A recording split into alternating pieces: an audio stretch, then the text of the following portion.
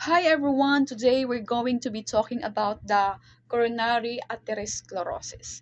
So when we say atherosclerosis thickening or hardening of the arteries. It is caused by a buildup of plaque in the inner lining of an artery. Atherosclerosis is the buildup of fats, cholesterol, and other substances and on the artery wall. This buildup is called plaque. The plaque can cause arteries to narrow, blocking blood flow, and the plaque also can burst, leading to a blood clot. This condition, called coronary artery disease or the CDA. In the signs and symptoms of coronary atherosclerosis, the mild atherosclerosis usually doesn't cause symptoms. Atherosclerosis symptoms usually don't happen until an artery is so narrowed or clogged that it can't send enough blood to organs and tissues. Sometimes a blood clot completely blocks blood flow. The clot may break apart. If this happens, it may cause a heart attack or stroke. Symptoms of moderate to severe atherosclerosis depend on which arteries are affected.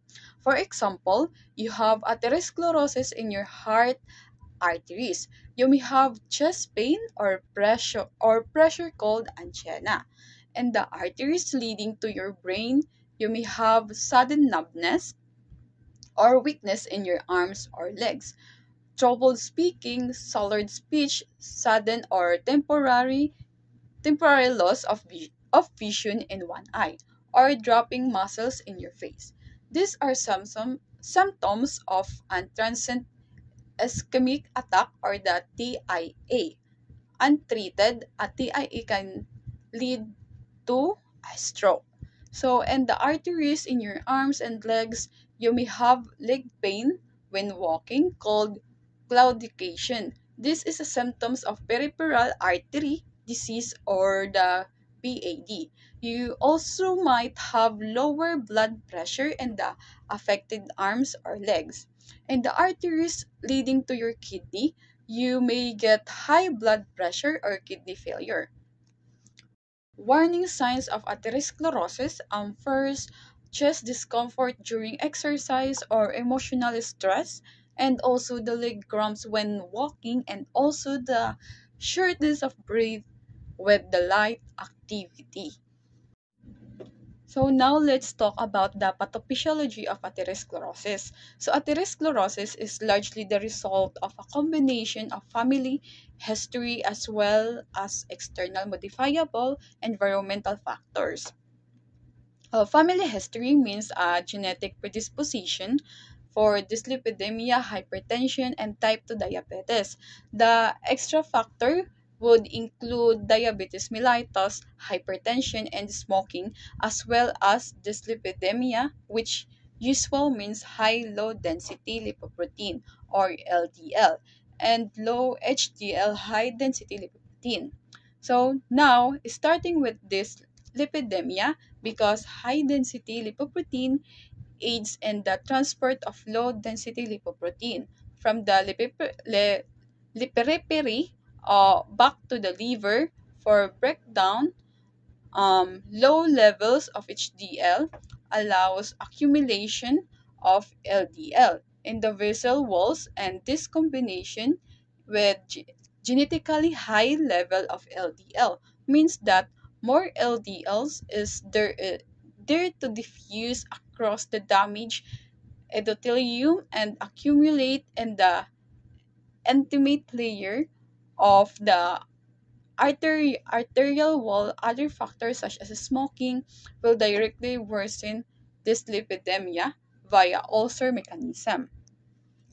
Smoking also results in inhaled free radical entering the blood, which causes direct damage to the arterial endothelium, allowing more LDL to diffuse across and the accumulate in the intimal layer of the artery wall.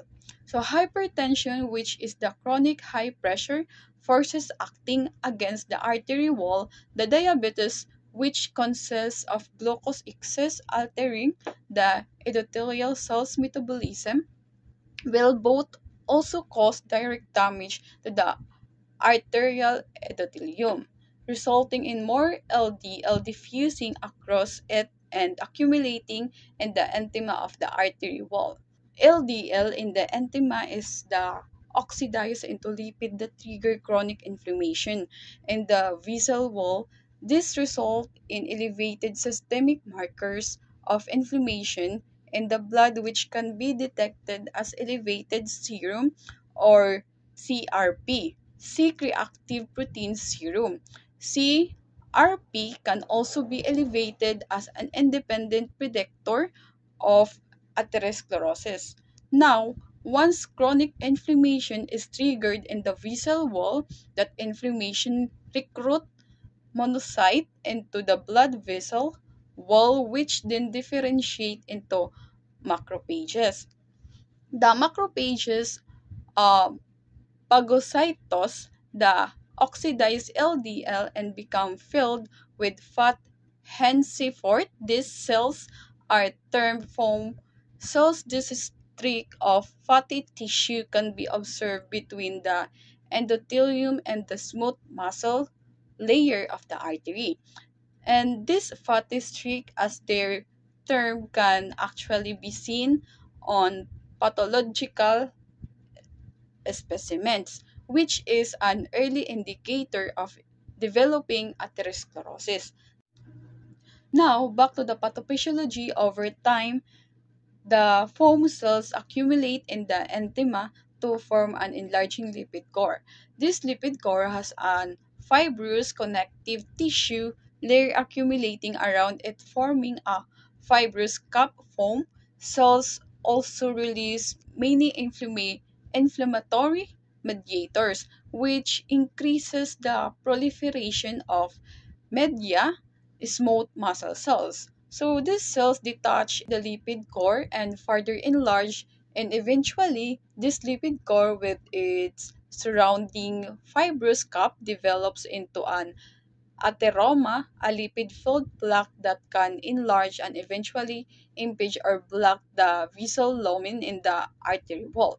This is the atherosclerosis. Over time, and antroma can calcify and further enlarge, and then can either remain stable, which means not rupturing, or rupture, which result in the complication of atherosclerosis. And that's it for the pathophysiology of atherosclerosis. And now let's move on diagnostic exam. Screening test, blood test, electrocardiogram imaging test, stress test, ankle brachial index or ABI test, genetic testing. In medication, we have ACE, inhibitors and beta blockers help lower blood pressure and lower the heart workload. So, and also we have antiplatelet or anti-clotting. Medicines may help reduce risk of complication for some people who have atherosclerosis. And also, calcium channel blocker lower blood pressure by relaxing blood vessels. And we have medicines to control blood sugar may help lower your risk for complications of atherosclerosis if you have diabetes. And also, the aspirin or low dose is not recommended for most people unless they already have disease caused by atherosclerosis, or they have they have had a heart attack or stroke. And also the nitratis. And also we have ranolazine treats coronary microvascular disease and the chest pain it may cause. Statins and other cholesterol medicines treat unhealthy blood cholesterol, or your provider may recommend a statin if you have a higher risk for coronary heart disease or stroke, or if you have diabetes and are between ages 40 to 75.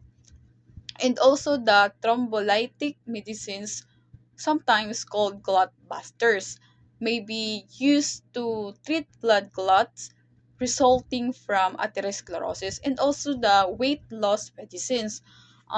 Along with a healthy diet and exercise, may help some people with obesity lose weight. In medical management, lifestyle modification, medication therapy, and also the surgical procedure. Surgical procedure, we have endarterectomy is the surgical removal of plaque from arteries. Procedures related to atherosclerosis and the coronary arteries are discussed in medical interventions. In the coronary artery disease section, in acute situation where atherosclerosis plaque become a thrombotic clot or embolus obstructing blood flow, thrombolytic medication may be administered. In nursing management, all we have safety administering medication, providing health teaching about lifestyles, modification risk, factor reduction, medication therapy, position the patient for comfort, Fowler's position, promote ventilation, and also administered oxygen if appropriate, reporting findings to healthcare provider, take vital signs frequently, identify a specific activities patient may engage in that are below the level of anginal pain occurs, reinforce the importance of notifying nursing staff when pain is experienced. The prognosis of ASCVD is very good given the advances in the management of risk factors such as LDL cholesterol with statin therapy, BP, diabetes, smoking cessation, exercising regularly, and adhering to a prudent diet. The prognosis worsen with a full-blown end organ disease such as heart failure, ischemic stroke with paralysis and impaired cognition, and gangrene necessitating amputation and rupture of abdominal aneurysm. So that's it for the coronary artery sclerosis. Thank you and have a nice day.